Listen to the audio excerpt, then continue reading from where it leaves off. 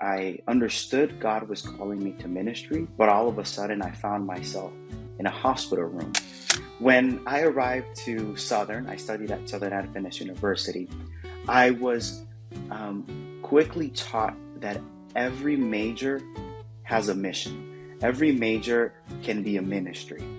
I feel that pressure all the time because I want to represent Christ well.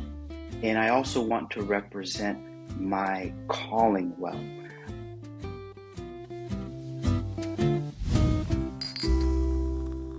I am here today with my friend Brian. He is not only a friend, but he's a colleague that I don't know. How long have I known you? Wow, at several years at least now, It's maybe 4 or 5 years. yes, yes. We've been working the same conference for a little while, and this is actually, I believe, the very first time that we're going to sit down and talk to get to know each other. So I'm actually really excited. As I was thinking of the questions, I was like, wow, I don't think I know Brian very much. So it's good because we have a lot to talk here. So thank you for accepting this invitation. And the first question is, who is my friend Brian? What do you do? Where are you from? Yeah, okay. Well, I'm so happy to be here and talk to you and answer these questions. So, my name is Brian, and I am from Charlotte, North Carolina. I was born in New York, but I don't claim New York as much as I should because we moved from there when I was just a year old. But I Oh, okay. was raised in Charlotte, and I grew up in the church. So I've always been a follower of Jesus. I've always been someone who has known God and been a part of the church. And as I grew up, I knew I wanted to serve Him, but I didn't know how. And eventually, when I decided to go to college, I felt a call to pastoral ministry. I felt like God was asking me to serve in the local church. And so I remember I changed my major and I started studying theology, and a few years later graduated, and now I've been pastoring back in the Carolinas, my home state. And it's been a really big blessing to serve God in that way in the state that I love so much. And yeah, that's a little bit about who I am. Awesome. It's interesting because your parents are also leaders in the church. Yes, And I'm a big fan of your mom. She is actually a what we call lay pastor at the local church. yes. How much did your parents influence you? Oh, very much. I'm an only child. Mm. And so I didn't have anyone to bother except for my mom and dad. And their influence was tremendous over my life because I felt a great sense of trust and respect and admiration towards my mom and dad. I always felt like when I was with them, I was safe, and when I was with them, they wanted the best for me, and they wanted God's plan and God's will to be evident in my life. And so they always kept me in the church. I remember going to church at least 4 times a week. We were Wow. always there. Sundays, Mondays, Wednesdays, Fridays, Saturday. If there was any type of event or service, we were there. I think as a little boy, I wasn't at church because I wanted to hear the word. I was there because I just wanted to hang out with my friends. But as I got older, I realized that the word of God was always touching my soul. It was always making a difference in my life. And I thank my parents for that influence because they gave me the opportunity to hear the word of God in a church setting, but they also lived out the word of God in the home. My Mm. parents were always consistent with the teachings that the church proclaimed. I never felt like mom and dad were different people at the house and at the congregation. They were consistent. They were always just good people. And that really impacted me a lot. So, my parents definitely influenced me in a positive way when it comes to my spiritual journey. Do you think that is one of the reasons that you decided to not just be active in the church, but to be a leader, to be a pastor in the church? Well, my parents, as you mentioned, they were always very active. They were leaders in the church. They were always serving in some capacity. My mom served for a long time in the youth department as the youth director at the local church. And my dad was always an elder or serving in some way or some form in the congregation. And I always understood that I had an obligation to serve God in some way, but I didn't know what that specifically would look like. I remember when I was a preteen, I was actually nominated to serve on the church board. I think I was maybe 12 years old, and I was the church photographer. They made this position and they had me be the director of it, and I took it very seriously because that was my thing when I was younger, video and photo. And so I was serving at the church board at a really young age, and I saw no issue with it. It was fun, it was interesting. I felt like I was serving people, I was serving God, but I did not feel a call to pastoral ministry until I was in college. Mm. That was a very unique experience that maybe wasn't directly motivated by my parents, but I think my parents' um, role in my life caused me to view pastoral ministry in a really positive light. This is really not part of the conversation, but it's just because, well, for me it's special, so it triggers me a little. The fact that your mom is like the lay pastor, not your dad.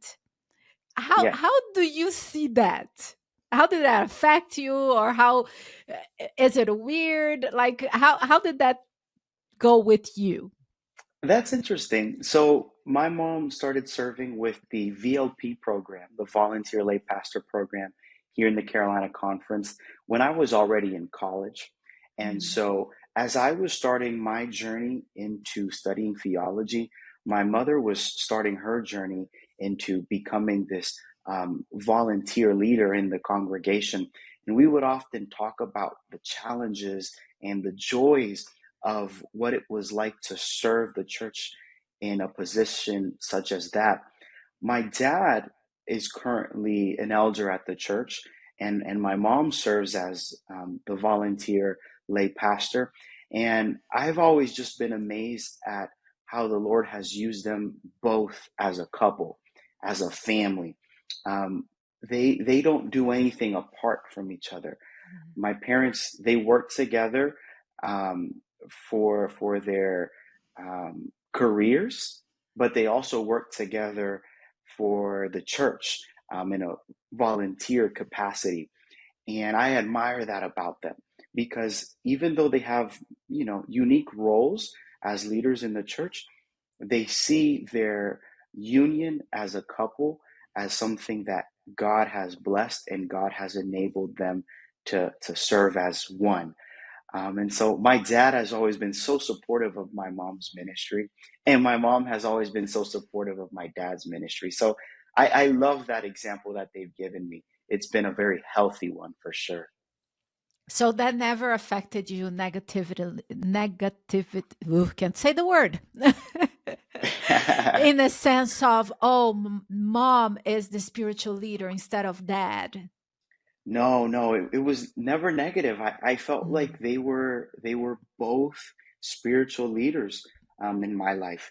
They fulfilled maybe different roles or different responsibilities in the home or in the church, but I think that God empowered them equally, and I admire that very much because God will qualify who He calls. Mm. And I have seen that time and time again. And so it's amazing to be a part of a church body in which, if you're willing, God will use you. You have a wonderful family. You see that I like talking about your parents, right? Yeah, yeah. I but love let's them too. but let's go back a little bit to your life. So you grew up in the church. You're even, I mean, 12 years old, part of the board. That first of all, we have to take the time to just acknowledge a church that gives this opportunity because that is amazing. Yeah, that was That is special. that was absolutely amazing. And the fact that as a 12-year-old you are interested, that is also amazing. Yeah. Now I want to ask you, was there any part in your teen years or your earlier, because you're still a young adult, but your earlier young adult years, that you question your faith? Yeah, I would say so. I would say my faith was questioned when I went through a personal trial, when I went through a season of um, r- really great challenge. I was hospitalized Mm, back in 2018.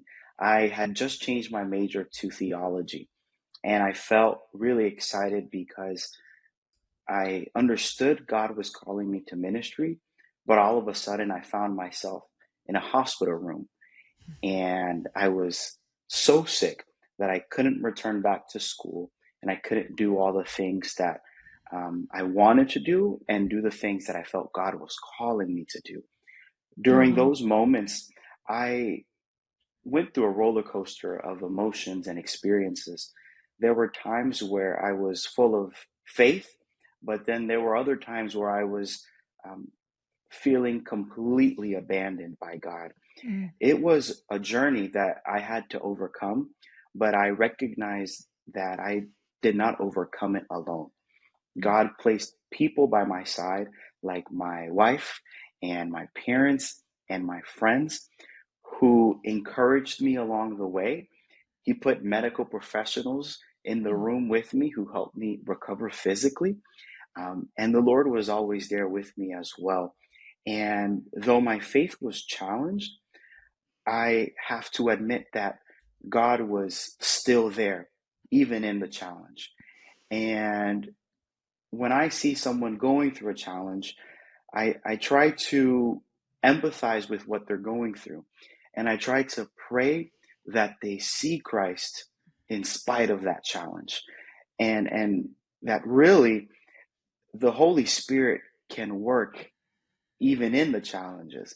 And often that's when we will see him work the most because we're so much more in prayer or so much more observant of what's going on around us. And so, yeah, I've definitely gone through that kind of moment of losing my faith, but knowing that I wasn't alone really encouraged me and changed my life forever. And you had the good foundation that helped you come back and stay grounded from what you're explaining to me, which that is absolutely amazing. Let's go back a little bit on the calling part. So you did you say that you started with a different major? I did. I Mm, started as a film production major. there you go.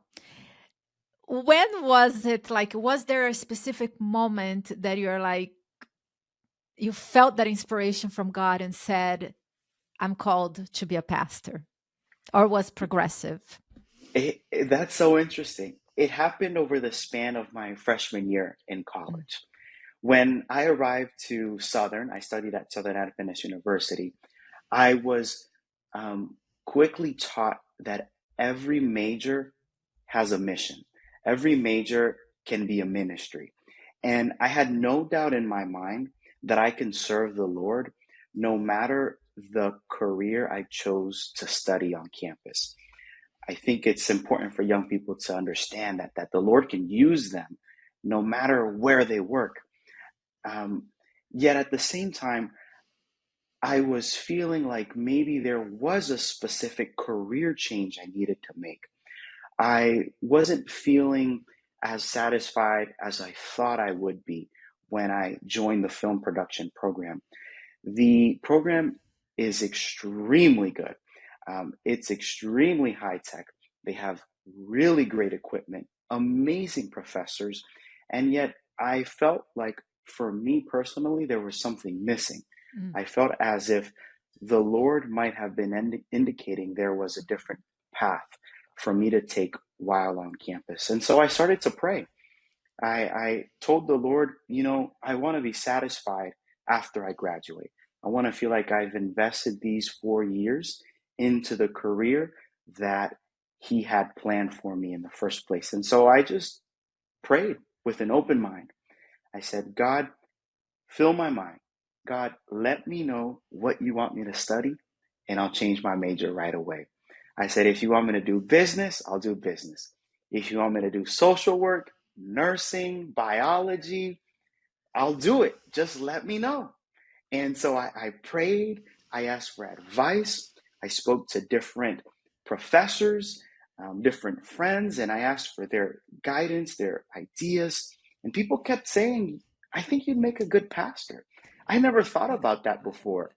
It was curious to hear, but it aligned with my passions, and I felt a sense of peace every time I would hear it. And one day, during my second semester in college, a pastor from the Carolinas called me and asked if I wanted to go on a mission trip to preach an evangelistic series. I had never done anything like that before, but I thought to myself, you know what? Why not? So I went on that trip. I preached. My sermons were not good. They were probably less than 5 minutes each, but the Lord used them. And those were the things that made me realize that God was calling me to be a pastor. I had never anticipated being a pastor. I always knew I would serve the Lord in some way. But when I accepted the call to ministry that God had specifically put in my life, I've felt so satisfied and so rewarded. And it's been a really big blessing. It's not easy, it's so difficult, but it's a difficult worth doing for sure. We're gonna get to the difficult part, but Yeah. before we get there, uh, I like the comment that you made that is important for people to understand that God will call you to all ministries and to all different kinds of work that you can still do ministry. And I think what you brought attention to is that you were not satisfied. It looks like there is something in us that if we're doing anything less than what God called us to do, and it doesn't matter what it is, it could be a doctor, a business person, a pastor, anything less than what God called us to do, He wired us, He prepared us for that. And while we're running away from that, there's like something is missing. It's like like you said, you had, and you do a very good job with videography. I know that because I seen your work already, but something was telling you that God called you for something different. And I really wanted to encourage young people listening to know that listen to what God is calling you, because that's the only way you're going to feel satisfied. You know, you're going to feel like you have a fulfilling life. And that may not look like a success, that may look like not having a lot of money, but somehow you're still happy. Isn't that weird? That's right. That's right. As a And it's interesting that you said that your first sermon was not that great because you're a great speaker today. Yeah, Thank you. that is how incredible God is. Not only He calls you, but He makes it possible. You know, the will and to do. You know, it comes from God. Yes, absolutely. Let's talk about a little bit of the struggles. The first one that I want to ask you, as a speaker, as a pastor, do you feel the pressure of always having to be on? You know, go ahead. Yeah, definitely. That's so real. I feel that pressure all the time because I want to represent Christ well. And I also want to represent my calling well. I remember meeting pastors growing up who seemed to hate their job or seemed Mm, to always complain about it. And I would think to myself, why would anyone want to be in ministry if those who are in ministry seem so miserable? mm, Now that I am in ministry, I have felt moments where the burden is so heavy that I can't help but complain. I can't help but feel anguish or feel exhaustion. And so sometimes what naturally comes out of me is a sense of negativity or pessimism. And when I recognize that I have those inclinations as a human, my desire is to always be on guard, is to always be clocked in and pretend like everything is okay. Pretend like ministry is perfect. pretend like I've got it all figured out, all together, pretend like I have the perfect advice and perfect solution to everyone else's problems. And that's just not the case. The reality is that even as Christians, even as ministers, even as pastors, we're going through struggles too. Sometimes we're really good at hiding them more than we are good at finding solutions for them. And so that has been one of my challenges in ministry for sure. There is um, a struggle in my heart sometimes of being who the church wants me to be rather than being who Christ wants me to be. Mm. And sometimes I will lead in a way that I know will leave the church satisfied, but I wonder, is it what has left God satisfied? Did I do what Christ really wanted me to do? Did I lead in my own strength? I think of David right before slaying Goliath, putting on an armor that didn't belong to him. Often, as a pastor, I look for the armor that doesn't belong to me so I can fit everyone's expectations. But God has called me to lead in the armor He's equipped me with Himself. That's easier said than done. It's a daily battle, a daily struggle, but something that I've definitely experienced myself. Wow. So much, so much wisdom in a very young mind. Well, thinking about the young mind part, do you think there is another layer of difficulty because of your age? Yes, I remember in my second district when I started pastoring by myself for the first time, I was confronted with a couple who could be my grandparents, and they were letting me know about their marital issues and asking me for guidance. Hmm. At that point, I had only been married for maybe 6 months, and I felt like my age was an inconvenience or maybe a barrier to success. And that comes all the time. That thought or that idea that because I'm younger, I am not equipped enough or wise enough or tactful enough to do ministry or to lead effectively. So I have faced that so many times. What encourages me is when I see other young people, even younger than I am, leading in the church in spite of that. And when I see how excited and motivated they are to be up front, to present an item to the church board, to give a Bible study, I think if they can do it, I can do it. Mm. And I've realized that people don't discriminate as hard as I discriminate myself. Mm. Um, my church members, I don't think really care that I'm young. Mm. All they're looking for is someone who can love on them, regardless of their age. They just want to know that their pastor cares enough to listen to their issues. They just want to know that their pastor is interested enough to go visit them in the home, to pray with them, to send them a loving text. I've realized that when I keep an attitude of friendliness with my church members, with my neighborhood, with my community, regardless of my age, my influence can be meaningful. It can be a blessing. And so I try to have that perspective. It's not easy. I still struggle, but that's how I feel encouraged in spite of my youth. You took a direction that I wasn't expecting. I thought you were going to say the difficulty of being young, that people would undermine you. But what you're saying is the Okay. completely opposite.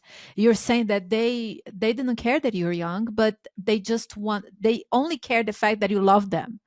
I Yeah. absolutely love that. I mean, you've been blessed by having this kind of people around you. This is really amazing. Now, I do have some bad news for you. Tell me. This feeling of inadequacy doesn't get better. I believe it. I believe it. I have to be at least, I think I'm about 20 years older than you. And I still feel like that. Young people come to me and they expect me to have a lot more experience, a lot more knowledge, a lot more wisdom. And I'm like, I have no idea. And sometimes I question, is it because I wasn't raised in the church? I wasn't raised like with the wisdom of God guiding me. But sometimes I think that we all feel that way. You know, it's it's it's this feeling of, when am I gonna know everything? Yeah. Because that's the idea that I had. I'm gonna go to school, I'm gonna go through seminary, and now I'm gonna have all of the answers that the members needed. And I don't.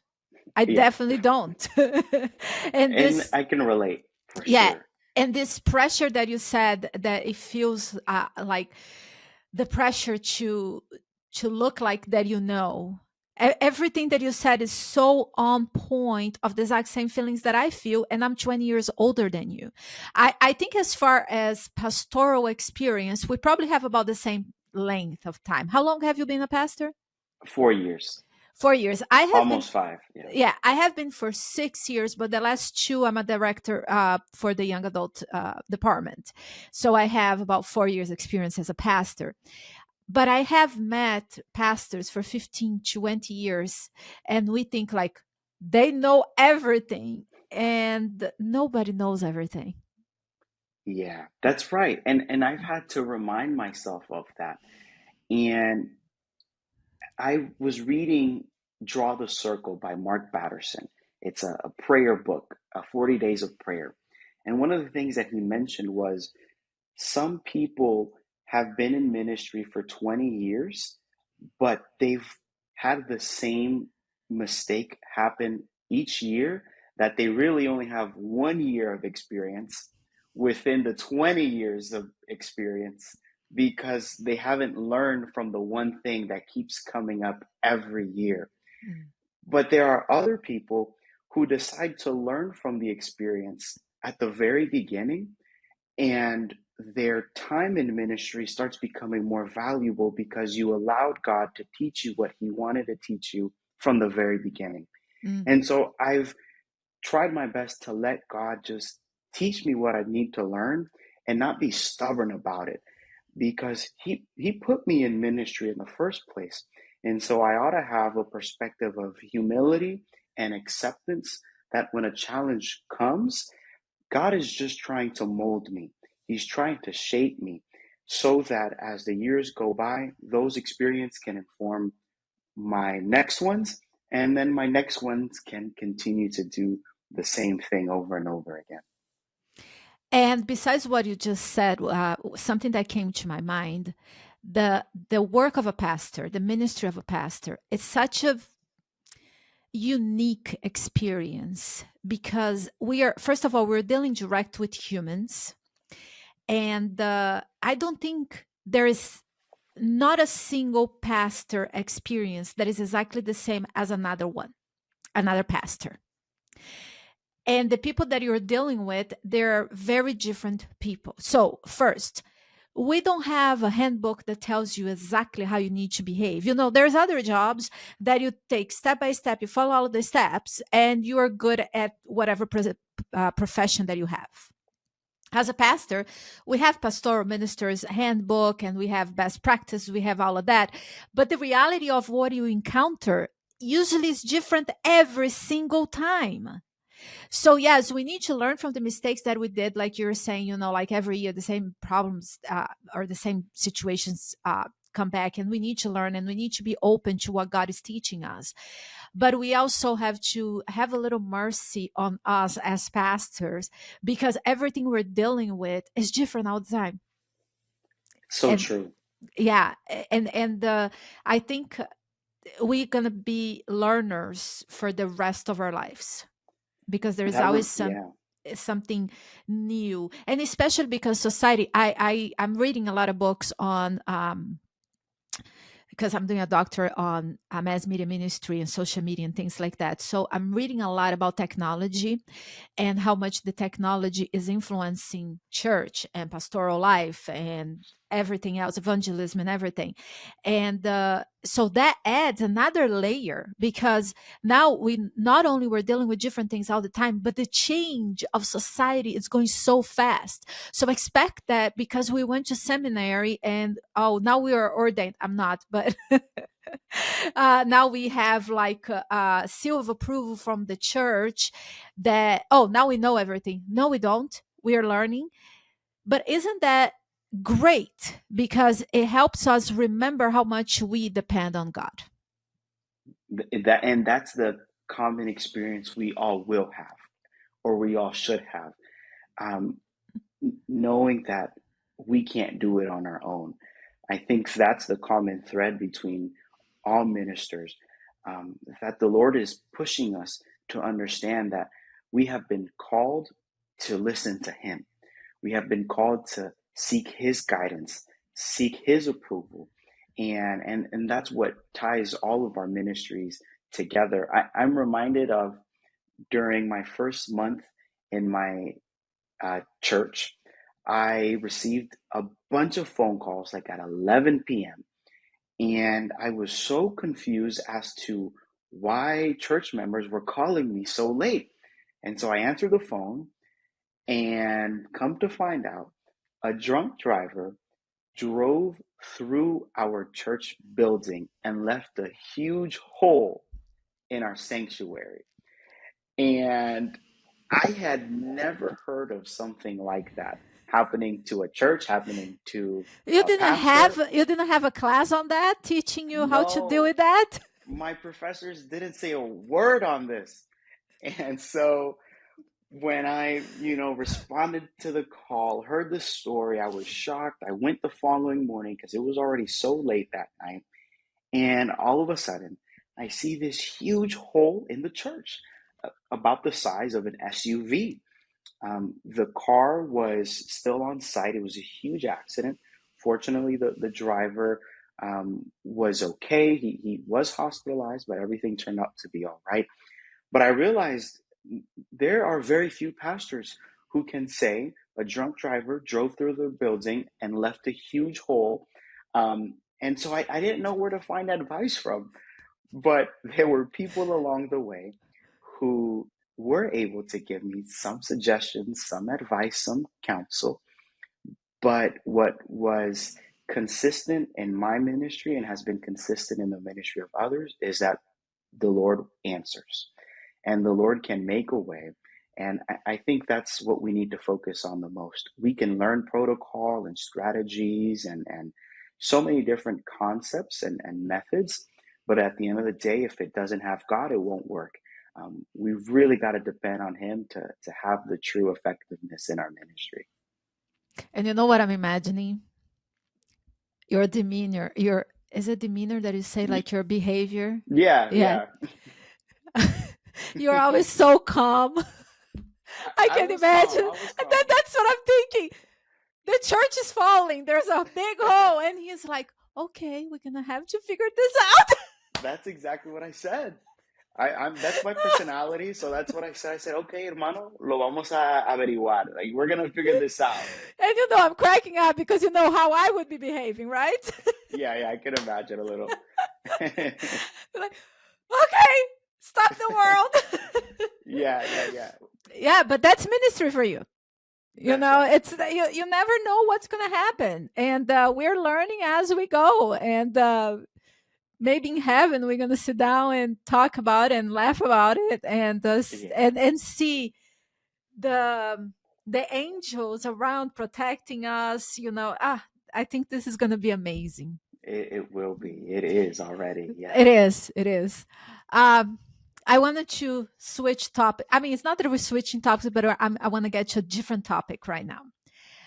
As a young adult, not you're not only a pastor, but you are a human, a young adult, and you're raised in the church, and you're seeing what's happening with the church. And I want to talk about it specifically regarding to young adults.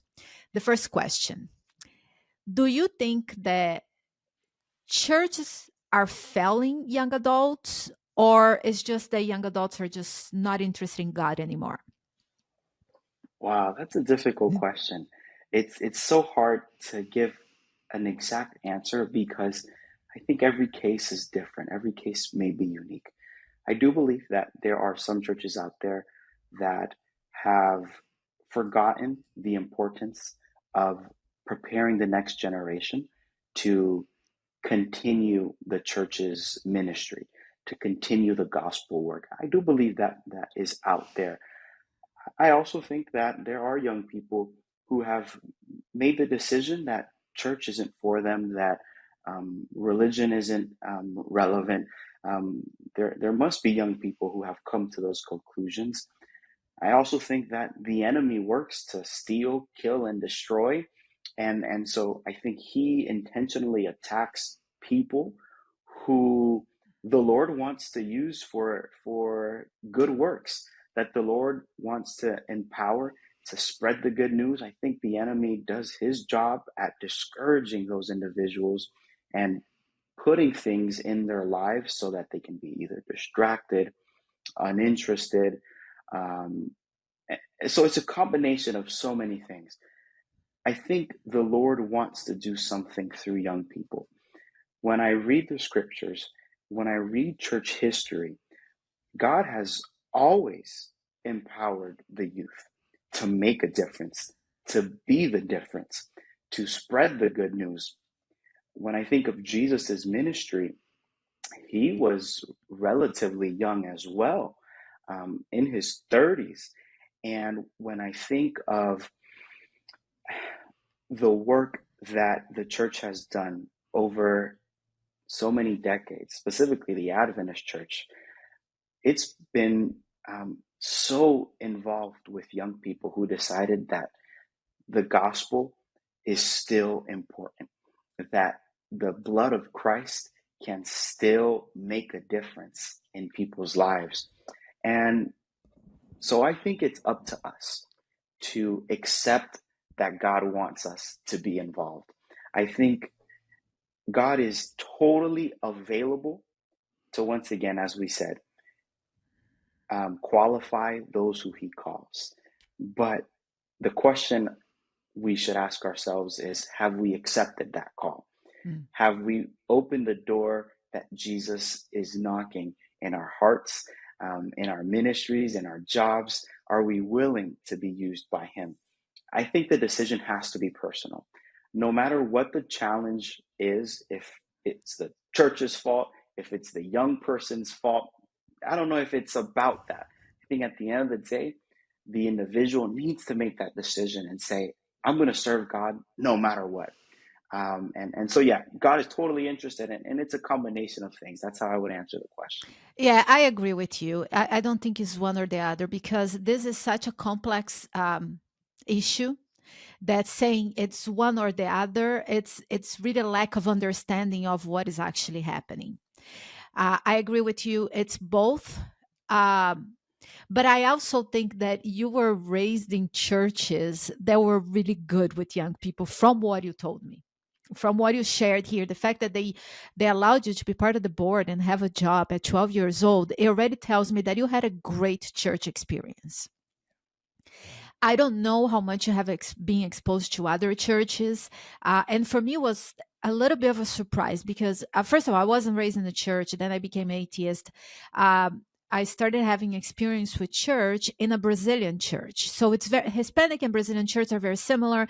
They're very young, they're very big. Then when I became a pastor, and now especially in this position, I'm visiting a lot of churches and not the Hispanic churches, but the majority of the churches have zero young adults. And that's when, well, another reason why I have a passion for this ministry is because it's the biggest gap that we have in the church. And looking at that, first I was surprised. I was like, what's happening? Because I have the idea of the Hispanic and the Brazilian churches. And I was very surprised why we don't have the young people. Now, one thing is, like you said, the individual making a choice to serve God. But then there is another side that I want the two of us to just dwell in a little bit. How about those young people that were not raised in the church? They are out there and they don't understand that they wanted to serve God.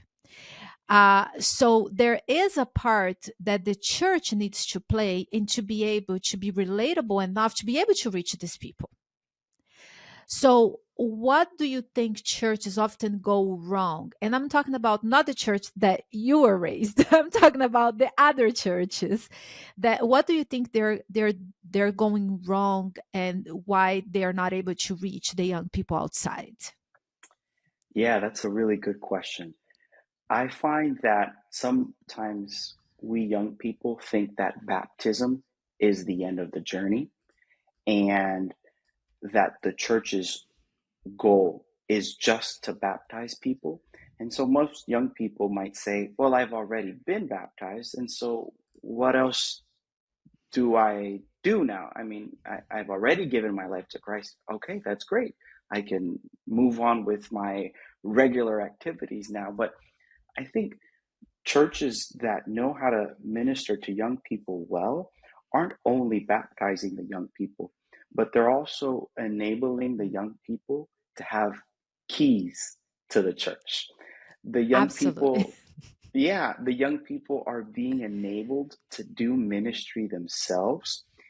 And those young people are understanding that in the church, baptism isn't the end goal, it's the beginning of a new life. And that was my experience. You know, I was baptized at 8 years old. I was so young. But after that, you know, I was always involved with church life and church activity. And eventually, as we mentioned, I was on the church board and I realized, oh, I'm a part of something that is living, that is actively moving to serve Jesus. And there's something that I need to contribute in this system. Um, God has called me to be involved and to help new people know Christ. And at the time, it was take pictures of the service so that we can have photographs on Facebook and on YouTube. But even that was a ministry. And I think churches need to continue that kind of teaching, continue that type of, we would call it discipleship, where once the young person has been baptized, once they've made that commitment to Christ and being a spiritual person, it doesn't just end there. It is just the first step into a new life of just giving ourselves for the benefit of the gospel. You are exemplifying exactly what I try to explain to some of the churches that I go to is that because you received the keys, because you were empowered to do a job, it pretty much changed your life, because you felt seen, you felt that your opinion mattered. At least, I mean, I'm putting words in your mouth, but I felt but useful. you felt useful, and I do believe that every human being, we have this need for feeling useful, and for a 12-year-old, I think that's huge. And I think one of the things that we felt a lot in our and this unfortunately happens more in North America than, I don't think that happens so much in South America. But one of the things that we felt in North America is that before we allow them to clean the bathrooms, they have to be 60 years old. I mean, I'm exaggerating, but but they take too long to allow young people to do the work. That was just thinking about it now. I remember of a situation. There was a time that I lived in Tennessee that I was very near a Mennonite community, and I ended up becoming friends with some people from this community. And one thing that I learned is that they would allow no, that's how their culture is. The children start learning how to work with their parents very young. They have a rule, okay? Like for the boys, they built trussels. I think that's how you say, like for barns, trussels. And Uh-huh. yeah, and they the kids, the rule is if the child can hold a hammer, they're ready to go. Wow. And they make hammers this big. So you would see 3, 4 year olds. Obviously, they're not going to do much, but the fact that they are following dad, they're feeling useful, they're feeling special. And then I start translating that to our reality. When we think about a lot of our parenting style, the child when they're like 3, 4 years old, mom, can I cook with you? No, no, no, no, you can't cook yet because you're gonna burn yourself. 7, 8 years old, mom, can I at least mix the cake? No, no, no, no, you're not ready yet, you're gonna make too much of a mess. 10 years old, they start losing interest. 12-year old, they're like, I don't want to help. I don't want to do any of that. But then if you stop to think about it, you've been telling them their whole life, no, no, no, I don't need your help. You're going to make a mess. And then we wonder when they become a teenager why they don't want to be part of it. And don't we do the same thing at church? Some churches, not our churches. But it falls into the same thing. If we're never giving them the opportunity to feel useful in real things, not just the pretend, but in real things, like you actually had a position and you were actually doing a job. And I think that's what makes a huge difference into youth and young adult ministry. We're talking about specifically young adults, but the young adults are first youth and they're first children. So it's what it takes them all the way over there. And I think adults need to remember that at one point they were also youth and they were also young adults who made mistakes. And we need to give our youth and young adults the grace to understand that sometimes they will be a little irresponsible. Sometimes they won't do it the way you would have done it. There will be moments where um, our young people will do something wrong. Um, the important part about that process is how will the church body, how will the adults in the church respond to those teaching moments? Will we discourage, criticize, and condemn them, or will we have meaningful relationship with them that enables transparent and open conversation so that the young person feels affirmed and guided rather than pushed away by the church? Yes, I do feel that, of course, we are not saying that we're going to support them sinning, continually making mistakes or doing something wrong. Of But course. on the other, and we need to guide them, we need to help them. On the other hand, I feel like we are way too quick to push them out. You made Yeah. this mistake, we're going to discipline you and we're going to cut you off. And we do that very quickly, especially if a young person is caught doing something that we know it's immoral. Well, it's not immoral, it is actually moral. Yeah. um, but how can we help young people even when they are doing something that we don't agree? Because what happens is I prefer them doing something wrong, but still being under the wings of the people of the church, embracing them and caring for them, because then there's an opportunity for a change. Because when they go outside, then what's going to happen? If they don't find God in a safe space of a church, it's very difficult that they're going to find it outside. Yeah. Yeah. I Ah, think, go ahead. no, I was just going to say, I remember the stories in the Bible of all the leaders who made terrible mistakes. I think when we started this conversation, we were just talking about maybe administrative mistakes, but we're sort of transitioning into this area where there will be moral mistakes sometimes too, and that's the reality of living in a sinful world where temptation is real and we are vulnerable to those attacks. And I think about the temptation King David faced while he was in leadership and ministry, the moral failure of Moses, of so many figures, of Peter denying Christ. It's so sad to think that even we as believers can fall into those categories, those failures. Um, I think that the church needs to be very clear that um, the grace of God is available and can not only forgive us but change us as well.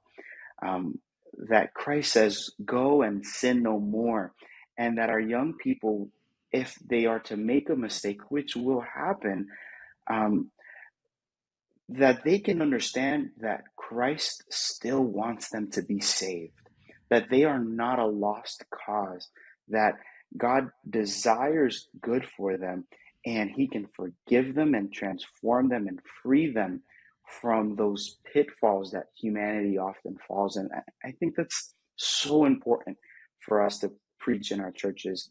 Not that grace is cheap, but that it was expensive. It cost the life of Christ. Exactly. That is so expensive, and we can't take that for granted. And so I think that our youth and our young adults need to understand that if you make a mistake, God has paid it all with the most precious thing, which was the life of Christ, and Christ can make a huge difference for them. Yes, yes. I hate when people say, "Oh, if you just love, love, love, you're giving them a cheap grace." I'm sorry, there is nothing cheap about the grace of Christ. You know, No, it's not. it costed his life. It's not cheap.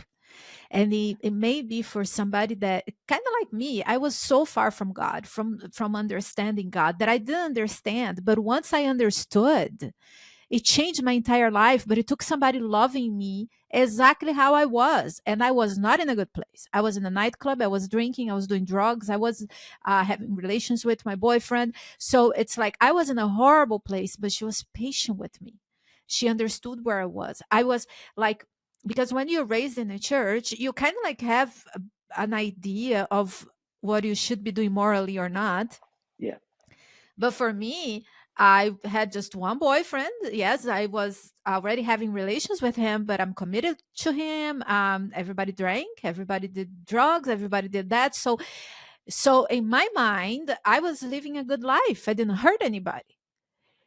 Of course, now that I understand God, that I understand the morals that God brings us to something so much better, I don't want to have anything to do with that. But it took a long time. And it took somebody loving me in the way that I was. Now, the thing is, we have double standards.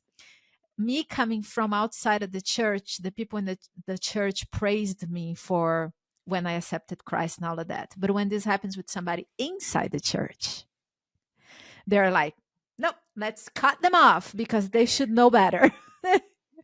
Yeah, that's interesting. I think that's the unique aspect about the Hispanic church in North America, because a lot of our members are first generation Adventist, but their children are the very first generation to have been Adventist for their whole lives. And so, what I often see is that a lot of people my age and of my generation were baptized at 8, 9, 10, 11 years old, but they have almost a second conversion experience during their teenage and adult years because they accepted Christ at such a young age, but then they grew up a little bit and faced unique challenges that they had never gone through before and feel this need to rededicate themselves. And I think that's why often I see a lot of people of my generation wanting to be rebaptized because they have gone through so many unique challenges because they've always been in the church, but then they left for a little bit. And I think we need to treat that generation with just a lot of grace and a lot of patience because God wants to do something huge through this generation. And we need to give them the space to hear God's voice. I think we as a church need to pray for our young people more so that the Lord speaks to them in a unique and direct way, and so that they can be encouraged to know that they still belong in the church. Yes, I agree with everything. Let's dream a little bit, okay? If you could plant a church, start from scratch, what would you do, especially for youth and young adults? How would your church look like? Wow, that's a good question. I think about that a lot. Because the reality is, a lot of the churches that we pastor have been established for a long time. And each church has its own DNA, it has its own personality, it has its own language, and oftentimes its own baggage, its own problems, its own challenges. And it's so exciting to think about starting fresh, to make a new church with a unique identity, with a unique calling, during a unique period. That really makes me feel like my heart is racing because of the potential that it has for good, to serve so many people.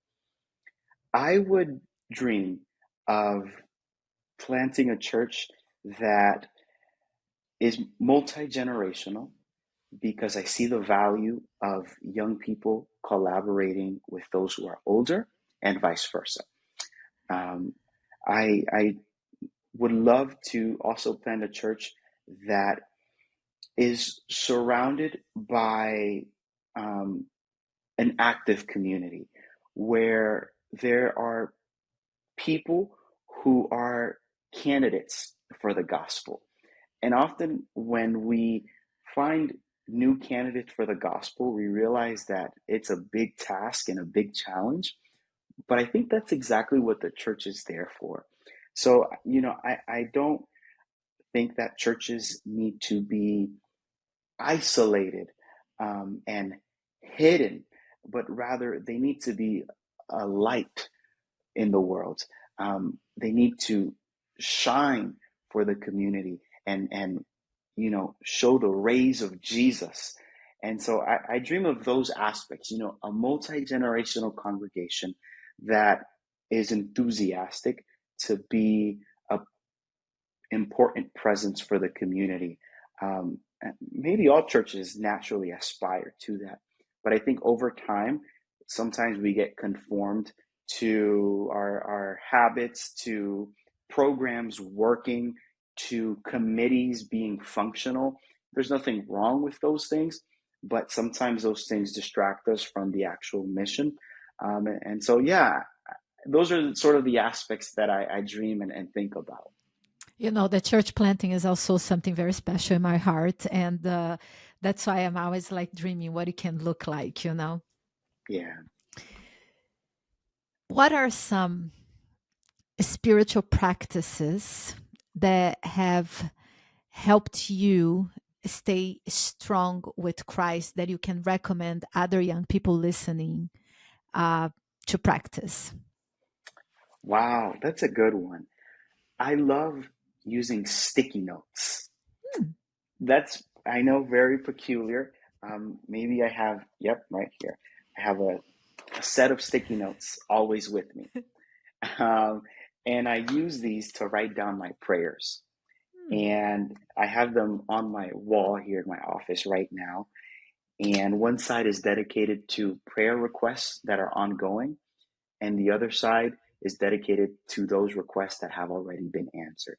Hmm. And when I have my devotional time or when I have a very special request, I pray and I write down that request, place it on my wall. And it reminds me, first of all, of the ongoing things that I'm expecting God to do, or the ongoing things where I hope to see the Lord's will in.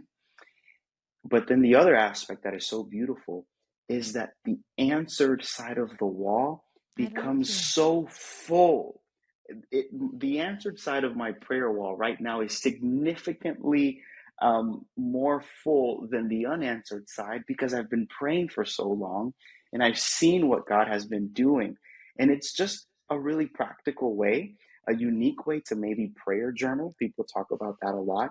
So that's a spiritual practice that I do, and my idea one day is to maybe frame some of these, or I don't know, put them somewhere to really remember, how God has I been working love over time. it. I love it. And I think I'm going to copy because I'm lazy. I don't like journaling. But a sticky Yeah, note, yeah, a little stick note, that is going to work. And I love the visual, like passing from one side to the other. I love it. it's This is, practical. yeah, it's practical. This is great. The last question for that young person that is discouraged and is thinking about, like, is church worth it? Is God any worth it? Do you have anything that you like to say?